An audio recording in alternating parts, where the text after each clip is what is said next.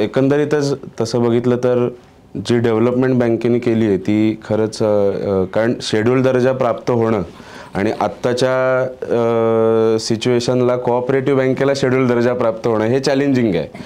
तर त्याकडेच मग आता येतोय की तुम्ही हा शेड्यूल दर्जा प्राप्त करून दिलात म्हणजे बँकेने एकंदरीतच ते कामगिरी केली, यात तुमचं मोठं कॉन्ट्रीब्युशन नक्कीच होतं.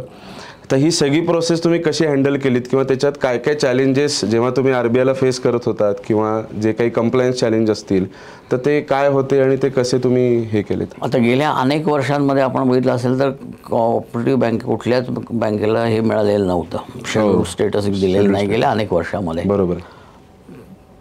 मध्यंतरी मग जानेवारी 24मध्ये आरबीआयने एक नवीन पॉलिसी फ्रेम केली आणि त्याच्यामध्ये त्यांनी काही क्रायटेरिया दिले होते की ह्या क्रायटेरिया पूर्ण करणाऱ्या ज्या शाखा बँका असतील त्यांनी ॲप्लिकेशन सबमिट करावं. बरोबर. तसं तर आम्ही पूर्वीपासून कंटिन्युअसली 4-5 वर्ष करतच होतो, पण ते काय एनी हाऊ वर्कआउट झालं नव्हतं. पण आता ह्या नवीन आलेल्या पॉलिसीनुसारही आम्ही ॲप्लिकेशन सबमिट केल्यानंतर त्याच्यातही काही अनेक पूर्तता होत्या तुम्ही म्हणालात तसं. त्याच्यामध्ये त्यांचा सगळ्यात भर असतो तो ते जे क्रायटेरिया आहेत की उदाहरणार्थ CRAR कंटिन्युअसली 3 वर्ष 3% जास्त पाहिजे नॉर्मल CRAR पेक्षा.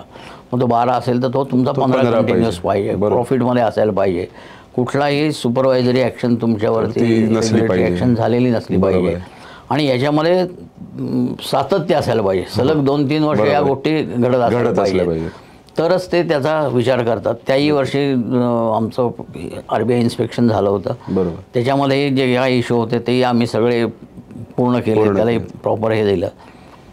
त्यामुळे ते कदाचित झालं. अर्थात हे काही माझ्या एकट्याचं त्याच्यावरती हे होतं असं नाही, पण आमची जी टीम आहे इथली काम करणारी ही खूप चांगली आहे आणि त्या टीममुळेच हे केवळ शक्य झालं. त्यांचे कंप्लायन्सेस असतील, पूर्तता आहे, या सगळ्या गोष्टी त्या टीमने अत्यंत मन लावून सगळ्यांनी पूर्ण केल्या. बरोबर. आणि त्याच्यामुळे त्याचा हे आम्हाला बेनिफिट मिळाला. नक्कीच.